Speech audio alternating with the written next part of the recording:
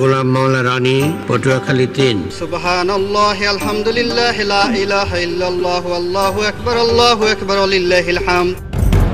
এই বাংলায় এখন পারাপার করার জন্য নৌকা ছাড়া আর কিছু নাই। বিএনপি এবং তার সহযোগী জামায়াত ইসলামী, যাকে বলা হয় বাই বন্ড ক্রিমিনাল। আগামী ১০০ বছর বিএনপি টিকে গেল। জামাত আসলে একটা আদর্শ ভিত্তিক রাজনীতি করে। ডক্টর ইউনূস রয়েছে বর্ণাঢ্য ইতিহাস। Doctor Yunus in the field of politics, he is just infant, নবজাতক শিশু। শেখ হাসিনাকে ক্ষমতায় বসানোর জন্য যা করা দরকার সবকিছু করতে হবে এবং দরকার হলে বাংলাদেশকে সিকিম বানিয়ে ফেলতে হবে। তোমরা যতক্ষণ পর্যন্ত তোমাদের চিন্তা চেতনায় কর্মে আমার রাসূলকে অনুসরণ করতে না পারবে, ততক্ষণ পর্যন্ত তোমরা মুমিন হতে পারবে না, মুসলমান হতে পারবে না। ময়লানা গোলাম ময়লা আবর্জনা রনি বাংলাদেশের রাজনীতিতে এক মারাত্মক বেসম্ভব জিনিস।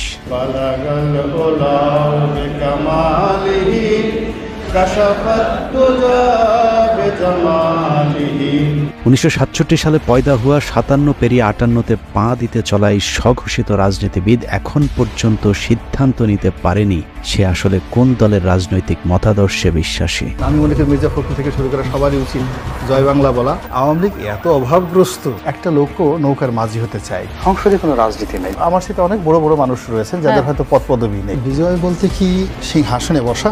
যখন যেখানে সুবিধা পেয়েছে রনি সেখানে মুখ লাগিয়েছে, কিন্তু যেখানে মুখ লাগিয়েছে সেখানেই দুর্গন্ধ ছড়িয়েছে, যে কারণে তার মুখ যেখানেই লাগিয়েছে সেখান থেকেই তাকে অসম্মানজনকভাবে ভাগিয়েছে। বোবার যেমন কোনো শত্রু নেই, গোলাম ময়লা রনিরও সুনির্দিষ্ট কোনো রাজনৈতিক প্রতিপক্ষ নেই। কখনো বিএনপি, কখনো আওয়ামী লীগ, কখনো জামায়াত, আবার কখনো এন্টি জামায়াত। এ যেন একই অঙ্গে বহু রূপ, যে কারণে কারোর সাথে তার তেমন কোনো বিরোধ নেই, আবার বন্ধুত্ব ভেঙে যায় সুদীর্ঘ হবার আগেই। জন্ম থেকেই জ্বলতে থাকা রনিকে বাংলাদেশের নিষ্ঠুর রাজনৈতিক দলগুলো উষ্ঠা লাথির উপরেই রেখেছে।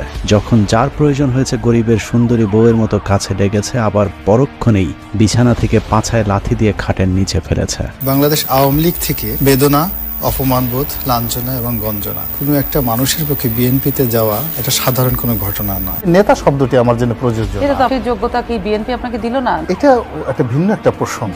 সব দলের লাথির ছাপ পাছায় নিয়ে রনি এখন দিক বিদিক ছুটছে। স্থির হয়ে বসতে গেলেই ব্যথা তাকে মনে করিয়ে দেয় রনির কোন কোন জায়গায় ব্যথা। মানুষের শরীরে যখন ব্যথা হয় না, কখনো নখে ব্যথা থাকে, আবার একটু পরে মাথায় চলে যায়। আপনার তো বয়স অল্প, এখন অত ব্যথা হয়নি। একটু পরে সেই ব্যথা 5 মিনিট মাথায় গালে চলে আসে, কানে চলে আসে। এই ব্যথা খুব দ্রুত সারা শরীরে ছড়াতে থাকে। ব্যথার এরকম যন্ত্রণা, সারা অঙ্গে এরকম ব্যথা নিয়েই চলছে রনির দিনকাল। কিন্তু প্রশ্ন হলো, এভাবে আর কতকাল? একটা জায়গায় তো তাকে থামতে হবে, না থামলে সবাই মিলে তাকে থামাতে হবে। কেননা রনি যে পাগলামি শুরু করেছে তাতে মনে হচ্ছে পাগলা গারদে যাবার ঠিক আগের স্টেজে আছে সে।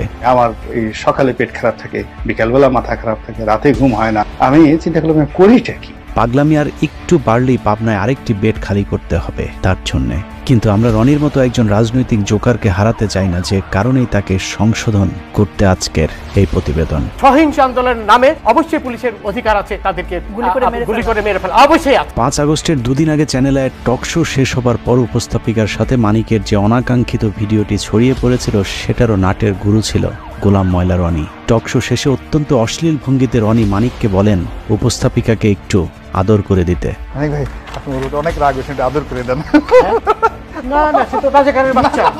মূলত রনির এই কথাতেই সূত্রপাত হয় মানিকের কুরুচিপূর্ণ আক্রমণাত্মক আচরণের। মানিক যখন দীপ্তি চৌধুরীকে যাচ্ছে তাই বলে যাচ্ছিলেন, তখনও রনি অসভ্যের মতো দাঁত কেলিয়ে হাসছিলেন। আমি একটা মুক্তিযোদ্ধা পরিবারের সন্তান, আপনার কোনো অধিকার নেই আমাকে রাজাকারের বাচ্চা বলার। তার এই ব্যক্তিত্বহীনতার কারণেই জীবনের পরন্ত সময়ে এসেও এখনো নিজের কোনো রাজনৈতিক পরিচয় জোটেনি। এক কথায় বলতে গেলে রনিকে বলা যায় বাংলাদেশের রাজনীতিতে একজন পলিটিক্যাল প্রস্টিটিউট। রাজনীতির মাঠের এই প্রস্টিটিউট কতবার কতজনের খাটে গিয়েছে সেটা দেখতে আমাদেরকে 2008 সাল থেকে রনির ঘাট বদলের ইতিহাস দেখতে হবে। জামাত আসলে একটা আদর্শ ভিত্তিক রাজনীতি করে। জামাতের যে আদর্শটা রয়েছে সেই আদর্শটা সমপর্যায়ের আদর্শটা এই মুহূর্তে বাংলাদেশে অন্য কোনো রাজনৈতিক দলের নেই। ঠিক ওই পর্যায়ের কোনো আলেম, কোনো ওলামা আমাদের দেশে না থাকার কারণে জনাব দেলোয়ার হোসেন সাইদী সাহেব গ্রেপ্তার হওয়ার পর থেকে একটা বিশাল শূন্যতার সৃষ্টি হয়েছে। কদিন আগে রনির কথাবার্তা শুনলে মনে হতো জামায়াতের পটুয়াখালী জেলা আমির, কিন্তু এগুলো আসলে তার মনের কথা না। রনির মনের কথাগুলো শুনতে হলে 2010 সালে সংসদে রনির দেয়া একটি বক্তব্য শুনতে হবে। বিএনপি এবং তার সহযোগী জামায়াত ইসলামী, যাকে বলা হয় বাই বন্ড ক্রিমিনাল, অপরাধ করার জন্য যাদের জন্ম হয়েছে। এই বক্তব্য স্বঘোষিত বুদ্ধিজীবী গোলাম মাওলা রনির যখন আওয়ামী লীগের সংসদ সদস্য ছিলেন তখনকার। আওয়ামী লীগের সাথে তার সংসার ভাঙে ইন্ডিপেন্ডেন্ট টেলিভিশনের সাংবাদিক পিটিয়ে জেলে যাবার পর। ইন্ডিপেন্ডেন্ট টেলিভিশনের সাংবাদিক পেটানোর প্রেক্ষাপটটা একটু আলোচনা করে আসা দরকার। আপনি যদি রনির উইকিপিডিয়াতে যান তাহলে দেখবেন রনির জন্ম ফরিদপুরের শ্যামপুরে, কিন্তু রনি এমপি হয়েছিলেন পটুয়াখালী 3 আসন থেকে। স্বাভাবিকভাবে প্রশ্ন আসতে পারে ফরিদপুর থেকে রাতারাতি পটুয়াখালী কিভাবে তিনি সংসদ সদস্য হলেন। জনাব গোলাম মাওলা রনি, পটুয়াখালী 3। মাননীয় স্পিকার, আপনাকে ধন্যবাদ। লা ইলাহা ইল্লাল্লাহু ওয়াহদাহু লা শারীকা লাহু লাহুল মুলকু ওয়া লাহুল হামদ। রনির পূর্বপুরুষ ছিলেন নদী ভাঙন ফরিদপুরের চরের বাসিন্দা। রনির বাবা গ্রামে গ্রামে মাথায় করে তেল বিক্রি করতেন।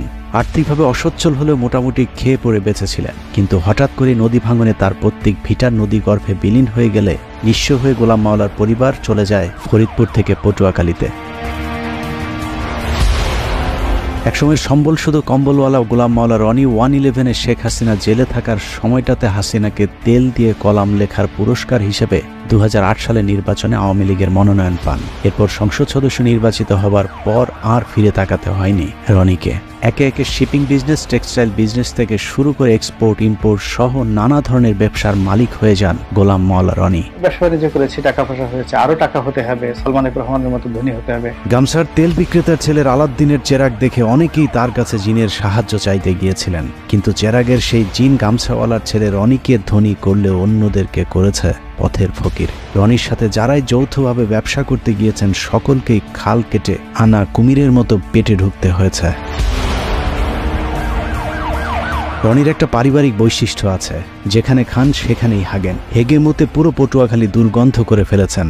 ফরিদপুরের তেল বিক্রি করা রনির বাবা শামসুদ্দিন মুন্সি পটুয়াখালীতে এসে শুরু করেন বাজারে বাজারে গামছা বিক্রি করা, কিন্তু সমস্যাটা সেখানে নয়। ফরিদপুর থেকে কাঁথা বালিশ নিয়ে পটুয়াখালীতে যাবার পর তৎকালীন স্থানীয় যে চেয়ারম্যান তার খালি জমিতে রনির বাবাকে থাকতে জায়গা দিয়েছিলেন, সেই চেয়ারম্যানের খালি জমি দখল করেই গোলাম মাওলা রনি গড়ে তুলেছেন বহুতল ভবন। সেই চেয়ারম্যান বেঁচে না থাকলেও তার ছেলে জানিয়েছেন রনির বাবাও তার মতো একটু টাউট প্রকৃতির ছিল। কথাবার্তা শুনে প্রথমত বুঝতে পারিনি যে এই লোকটা এত খারাপ, এত বড় মৃত্যু, এত বড় টাউট। রনির বাবার হাত ধরেই দখলের হাতখড়ি হয় রনির। সরকারি খাস জমি থেকে শুরু করে এলাকার নদী নালা, এমনকি অসহায় দরিদ্র মানুষের শেষ সম্বলটুকু পর্যন্ত দখল করেছে গোলাম মাওলা রনি। মাস্তানদেরকে বলেন যে আমার কাছ থেকে চাঁদা যদি নেয় একটু কম পরিমাণে ডিমান্ড করে, কিন্তু 5 লাখ দেওয়ার মতো তো আমার সামর্থ্য নেই। রনি বলছিল যে আপনার জমি বিক্রি করে চাঁদা দেবে। রনিকে এসব দখলবাজিতে যখন যেই বাধা দিয়েছে তার বিরুদ্ধেই মামলা ঠুকে দিয়েছেন মামলাবাজ গোলাম মাওলা রনি। সহযোগিতা করতে গেলে হ্যাগরও মামলা দেন। টকশোতে মিষ্টি মিষ্টি কথা বলা রনি তার এলাকায় গড়ে তুলেছেন একটি ক্যাডার বাহিনী, যার নাম ভাইয়া গ্রুপ। এই গ্রুপের প্রধান গোলাম মাওলা রনির শ্যালক মকবুল খান। দখলবাজি আর চাঁদাবাজিতে অতিষ্ঠ গলাচিপা এলাকার মানুষ মকবুলের বিরুদ্ধে নালিশ করতে গিয়েছিলেন রনির কাছে, কিন্তু ভুক্তভোগী ব্যক্তিরা বুঝতে পারেননি টেলিভিশনের রনি আর টেলিভিশনের বাইরের রনি এক জিনিস নয়। সব বিষয়ে বিশেষজ্ঞ রনি টেলিভিশন টক শোতে নীতিবাক্যের ফুলছুরি ছড়ালেও নিজে জড়িয়েছেন নীতি বিবর্জিত অনৈতিক বিভিন্ন কাজের সাথে। মামলা দখল আর চাঁদাবাজি করে তেল বিক্রেতার ছেলে এখন শত শত কোটি টাকার মালিক। আমাদের এমন দিন আছে যে 10 কোটি টাকা আমাদের একসাথে ব্যাংক থেকে তুলতে। নিউ মার্কেট এলাকার নাইম রোডের লাক্সারি এই ভবনের 6-এর বি ফ্ল্যাটটিতে রনি নিজে থাকেন। রাজধানীর তোপখানা রোডের মেহরোবা প্লাজায় রয়েছে তার আরেকটি ফ্ল্যাট। বসুন্ধরা বাড়িধারা প্রকল্পে 5 কাঠা এবং পূর্বাচলে রয়েছে তার আরেকটি 10 কাঠার প্লট। নিজের অন্যান্য জায়গার বাড়ি ফ্ল্যাট থাকার তথ্য গোপন করে অবৈধভাবে তিনি এসব প্লট বাগিয়ে নিয়েছেন।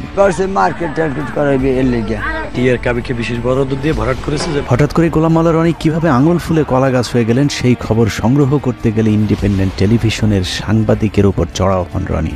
মেমোরি কার্ড যদি নিয়ে থাকে মেমোরি কার্ড ফেরত দিয়ে দেন। আমার দ্বারা যদি কেউ ক্ষতিগ্রস্ত হয়ে থাকে এজ এ বড় ভাই হিসেবে আমি সরি। যাই হোক, ওই ঘটনায় গ্রেফতারের পর জেল খাটতে হয়েছে বেশ কিছুদিন। জেল থেকে বেরোলেও আর আওয়ামী লীগে ঢুকতে না পারায় নতুন ভাতারের সন্ধানে বের হন তিনি। খুঁজতে খুঁজতে বিএনপির সাথে দেখা। সাংগঠনিকভাবে চরম ভঙ্গুর অবস্থায় থাকা বিএনপি তখন ডক্টর কামাল কাদের সিদ্দিকী রনিদের মতো খড়কুটো যা পেয়েছে তাই আঁকড়ে ধরেছে। 2018 সালে নির্বাচনের আগে যেদিন রনি বিএনপিতে যোগ দিয়েছিলেন সেদিন সাংবাদিকরা তাকে প্রশ্ন করেছিল বিএনপিতে কতদিন থাকবেন। রনি তার উত্তরে বলেছিলেন মৃত্যু পর্যন্ত থাকতে এসেছে। আমি এখানে এসেছি এবং মৃত্যু পর্যন্ত এখানে থাকবো ইনশাআল্লাহ। মূলত 2018 সালে বিএনপির মনোনয়ন পেতেই রনির এই পোল্টিবাজি। রনির সেই ডিগবাজিতে ধানের শীষের টিকিটও পেয়ে গিয়েছিলেন, কিন্তু পটুয়াখালী 3 আসনে আজীবন বিএনপির রাজনীতি করে আসা বিএনপির মূল প্রার্থী মনোনয়ন প্রত্যাহার না করে রনির প্রতিদ্বন্দ্বিতা করেন। রনি এখন আওয়ামী লীগের সঙ্গে বেইমানি করেছে, সামনে বিএনপির সাথে করবে, সে বিএনপিতে যোগ দিয়েছে। জনগণ তাকে আর কোনোদিন সমর্থন করবে না। তাকে মনোনয়ন দেওয়া হয়, কিন্তু নির্বাচন কমিশন তার মনোনয়নের প্রার্থিতা বাতিল করেছে। সে তার আম ও সালা দুটি হারিয়েছে। 2018 সালে নির্বাচনে দেশের অন্যান্য এলাকার মতো রনির পটুয়াখালী 3 আসনেও বিএনপির মনোনীত প্রার্থী গণসংযোগ কিংবা ভোট দিতে যেতে পারেননি। কিন্তু পটুয়াখালী 3 আসনটিতে রনির প্রতিদ্বন্দ্বী হিসাবে তৎকালীন সিএসি নুরুল হুদার আপন ভাগ্নে সাজু হয় সেখানকার অবস্থা আরও ভয়ানক ছিল। সকালে রনির স্ত্রী ভোট কেন্দ্রে যাবার পর আওয়ামী লীগের লোকজন তার গাড়ি ভাঙচুর ও মারধর করলে রনি আওয়ামী লীগ প্রার্থীর বিরুদ্ধে মামলা না করে তার প্রতিদ্বন্দ্বী বিএনপির বিদ্রোহী প্রার্থী ও তার সমর্থকদের বিরুদ্ধে মামলার নির্দেশনা দেন। গাড়িটা আগে থানায় নাও, থানায় নিয়ে এই সুযোগে মানে প্রার্থী সহ সবাই মামলা দিয়ে দাও। আচ্ছা এটা কিন্তু আমাদের সুযোগ এবং সব জায়গায় টেলিফোন করে হাজার হাজার লোক থানায় ঘেরাও করে। তারপরেও সে সময় বিভিন্ন অনুষ্ঠানে গোলাম ময়লা রনি নিজেকে বিএনপির অত্যন্ত গুরুত্বপূর্ণ এবং নীতি নির্ধারণী পর্যায়ের নেতা হিসেবে দাবি করতে শুরু করেন। আমি বিএনপির একজন নীতি নির্ধারণী, অন্যতম নীতি নির্ধারণী ব্যক্তিত্ব আমি এখানে বলছি। অভিযোগ রয়েছে মির্জা ফখরুল ইসলাম আলমগীরকে 10 লাখ টাকা দিয়ে রনি রাতারাতি দল পাল্টে বিএনপির টিকিট পেয়েছিলেন। 10 লাখে মনোনয়ন কেনা বিএনপির গুরুত্বপূর্ণ এই নেতা 2018 সালে আওয়ামী লীগ আবারও ক্ষমতায় এলে আরেকবার ডিগবাজি দেয়। কিছুদিন আগে বিএনপির নীতি নির্ধারণী পর্যায়ের নেতা দাবি করা রনি বলতে শুরু করেন, আমি বিএনপির কেউ না, বিএনপির কোনো কমিটিতে আমি নেই, আমি শুধু ইলেকশনটা করেছি। আমাকে যদি বিএনপি নেতা বলা হয় এটা আমার জন্য অবমাননাকর, অপমানজনক, কারণ আমি আসলে বিএনপির নেতৃত্বে নেই। ওই অনুষ্ঠানে রনিকে প্রশ্ন করা হয়েছিল, আপনি যে বিএনপির নেতা না এটা আপনি কখন বুঝলেন?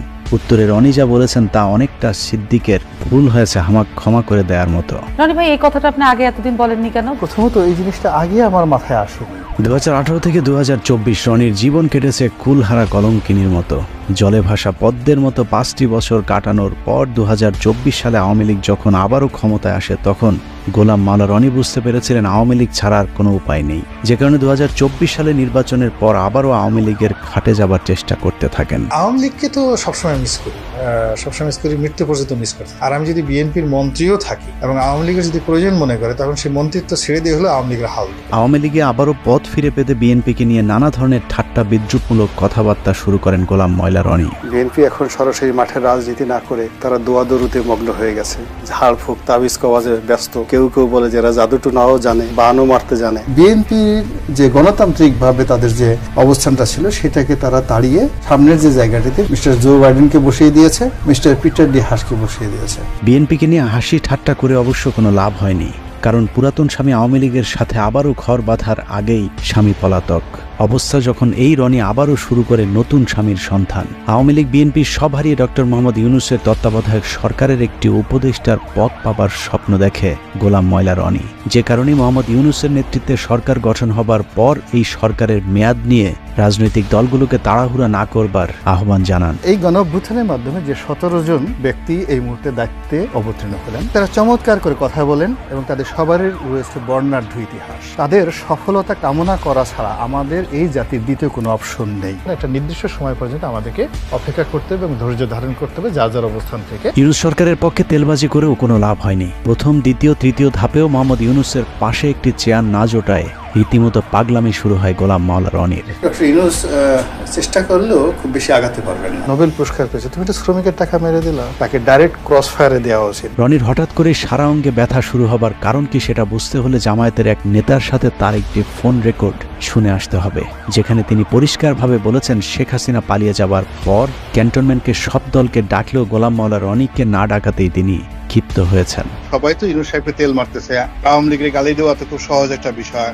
তখন আসলে আমরা আরো ভয়াবহ বিপদের দিকে এগোচ্ছি। এই যে চ্যাংরা পোলাপানরা যা কিছু করতেছে, আপনি যদি এইটার সাথে সাথে লাফান যে স্বাধীনতা পেয়ে গেছি। Doctor Yunus he is in wrong, ভুল কাজ করতেছে। আপনি সেই ঘরের মধ্যে ঢুকবেন, ঢুকার আগে আপনি আমাদের সবার সাথে আলোচনা করে নেবেন না? আলোচনা না করে আপনি ঢুকে গেছেন, ঢুকে গিয়ে আপনি বিপদের মধ্যে পড়ে এখন আমি আপনার ওখান থেকে কিভাবে বাঁচাবো? আপনি তো ঢুকে গেছেন।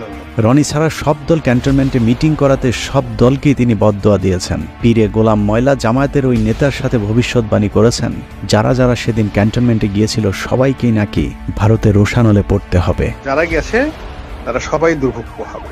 জামাত বর্ণ যারা, ইভেন আমাদের মির্জা ফখরুল সাহেব গেছেন, ওখানে খুব রং কাজ করছেন, খারাপ কাজ করেছে। জোনায়েদ সাকি গেছে, যারা গেছে প্রত্যেকটা লোকের এই কর্মফল ভোগ করতে হবে। Just wait. মানে দিল্লি কি এইরকম প্ল্যান করতেছে আপনি বলতে চাইতেছেন? জি, এটা সেই প্ল্যান অনুযায়ী সবকিছু। আপনি একটা কাজ করেছেন, সেই কাজের তো ফল আপনাকে ভোগ করতেই হবে। পরিস্থিতি যা দাঁড়িয়েছে, যে কোনো সময় 999-এ কল করে রনিকে পাবনার গাড়িতে উঠিয়ে দিতে হবে। Doctor Yunus is a famous and eminent economist, কিন্তু in the field of politics he is just infant, নবজাতক শিশু, 3 মাসও টিকতে পারবেন না। নিজের ফেসবুক, ইউটিউব থেকে শুরু করে টেলিভিশন টক শো সবখানেই যেন রনির টার্গেটে পরিণত হয়েছে ডক্টর মোহাম্মদ ইউনূস। মুখরোচকর টাইটেল, থাম্বনেল আর নানা ধরনের ব্যাখ্যা বিশ্লেষণের মধ্য দিয়ে ডক্টর মোহাম্মদ ইউনূসকে বিতর্কিত করবার জন্য যেন রীতিমতো ন্যাংটা হয়ে রাস্তায় নেমেছেন গোলাম ময়লা রনি। 1/11 সেই সময়টিতে মঈনুদ্দিন ফখরুদ্দিনের উপরেও ছিলেন ডক্টর মোহাম্মদ ইউনূস। তাতে 1/11-এর একটা লেটেস্ট ভার্সন, এটাকে আপনি ডিজিটাল ভার্সন বলতে পারেন। একটি সূত্র জানিয়েছে, বাংলাদেশের রাজনীতির হিরো আলমের update version Alam pro max Golam Moyla রনির সাথে আওয়ামী লীগের একটি সমঝোতা হয়েছে। রনিকে যেহেতু জামায়াত, বিএনপি, ডক্টর ইউনূস কেউই পাত্তা দিচ্ছে না, সে কারণে তিনি এখন আওয়ামী লীগের সাথে হাত মিলিয়ে সূক্ষ্ম ষড়যন্ত্রে লিপ্ত হয়েছেন। এরই মধ্যে শেখ হাসিনা সম্পর্কে গুণগান শুরু করেছে রনি। সামনে হয়তো প্রকাশ্যে আরো গুণগান শোনা যেতে পারে। চীনের এবং আমেরিকার চক্রান্তে বাংলাদেশে শেখ হাসিনাকে যেভাবে বাংলাদেশ থেকে তাড়ানো হয়েছে, এটি নির্মম, এটি অন্যায়, এটি অসাংবিধানিক। বাংলাদেশে একটা উগ্র জঙ্গিবাদ তৈরি হয়েছে। এই জঙ্গিবাদের চক্রান্তে শেখ হাসিনা ক্ষমতাচ্যুত হয়েছে। তো কাজেই শেখ হাসিনাকে আবার ক্ষমতায় বসাতে হবে, প্রয়োজনে বাংলাদেশে ভারতীয় সৈন্য সমাবেশ ঘটাতে হবে। শেখ হাসিনাকে ক্ষমতায় বসানোর জন্য যা করা দরকার সবকিছু করতে হবে এবং দরকার হলে বাংলাদেশকে অধিকার করতে হবে, কাশ্মীর বানিয়ে ফেলতে হবে, সিকিম বানিয়ে ফেলতে হবে। এছাড়া সুযোগ সন্ধানী রনির আসলে আওয়ামী লীগের কাছে ফিরে যাওয়া ছাড়া আর কোনো উপায়ও নেই। কারণ গোলাম মাওলা রনি বাংলাদেশে নিযুক্ত যুক্তরাষ্ট্রের রাষ্ট্রদূত ড্যান মোজেনার সময়ের একটি ঘটনায় আমেরিকার কালো তালিকাভুক্ত হয়ে আছেন, যে কারণে তিনি পশ্চিমা কোনো দেশের ভিসাও পান না। অতএব তার সামনে এখন আওয়ামী লীগ এবং ভারতের দালালি করা ছাড়া আর কোনো দরজা খোলা নেই। নাগরিকদের মধ্যে একটা বিক্ষোভ তৈরি হয়ে যাচ্ছে এই বাংলাদেশের বর্তমান রেজিমের বিরুদ্ধে, বিএনপির বিরুদ্ধে, জামাতের বিরুদ্ধে, ডক্টর ইউনূসের বিরুদ্ধে। আগামী 3-4 মাস যদি এভাবে তারা চলতে পারে, তাহলে শেখ হাসিনাকে কেন্দ্র করে ভারতে যে ইতিবাচক একটি জনমত তৈরি হচ্ছে, সেই জনমতের যে ধাক্কাটা কিন্তু বাংলাদেশেও আসবে। এবং বাংলাদেশে এখন যারা অনেকে শেখ হাসিনার বিরুদ্ধে বিশুদ্ধার করছে, তারাও কিন্তু ইনফ্লুয়েন্স হয়ে শেখ হাসিনার জন্য হাহাকার তৈরি করবে। এখানে বসে লম্পজম্ব করতে পারবো, ভারতকে গালাগাল দিতে পারবো, কিন্তু সত্যিকার অর্থে ভারতের যে কোনো আগ্রাসন, সেটা অর্থনৈতিক আগ্রাসন, সামরিক আগ্রাসন, কূটনৈতিক আগ্রাসন, সেটি মোকাবেলা করার মতো অবস্থা আমাদের কিন্তু এখনো হয়নি। সব মিলিয়ে গোলাম ময়লা রনির আসলে নিজস্ব কোনো ব্যক্তিত্ব বা চরিত্র নেই। কোথাও মাওলানা, কোথাও আওয়ামী লীগ, কোথাও কৌতুক অভিনেতা, কোথাও সাংবাদিক। অনেক রক্তের বিনিময়ে অর্জিত ছাত্র সমাজের প্রতিনিধিত্ব করা এই সরকারের বিরুদ্ধে বিশদগান না করে রনির আসলে সিদ্ধান্ত নেওয়ার সময় এসেছে। তিনি কি আওয়ামী লীগ করবেন, নাকি বিএনপি নেতা, ইউটিউবার নাকি কৌতুক অভিনেতা, মাওলানা নাকি ময়লা আবর্জনা? আমার নিজস্ব চ্যানেলে 1 কোটি লোক প্রতি মাসে বক্তব্য দেখে। এখন বিএনপির বলেন, আওয়ামী লীগের বলেন, find me one single leader. বাংলাদেশের যে গোলাম ময়লা রনির মতো একটা কলাম লেখেন, তার মতো ইউটিউবে একটা বক্তব্য দেন। রব্বানা আতিনা ফিদ দুনিয়া হাসানাতাও ওয়া ফিল আখিরাতি হাসানাতাও ওয়া কিনা আযাবান নার। দ্রুত সিদ্ধান্ত নিতে না পারলে রাজনৈতিক দলগুলোকেই তার ব্যাপারে সিদ্ধান্ত নিতে হবে। সুস্থ রাজনীতির স্বার্থে গোলাম ময়লা রনির মতো ময়লা যত দ্রুত পরিষ্কার করা যাবে, তত দ্রুতই দেশের রাজনীতি আবর্জনা মুক্ত হবে। আর সেই ময়লা আবর্জনা পরিষ্কার করতে যদি কারো বেলচা হাতে তুলে নিতে হয়, তাহলে সেটাও দ্রুতই নিতে হবে। রনির মতো এরকম চিড়িয়াখানার পশুকে খাঁচার বাইরে বেশি দিন রাখাটা অত্যন্ত ঝুঁকিপূর্ণ।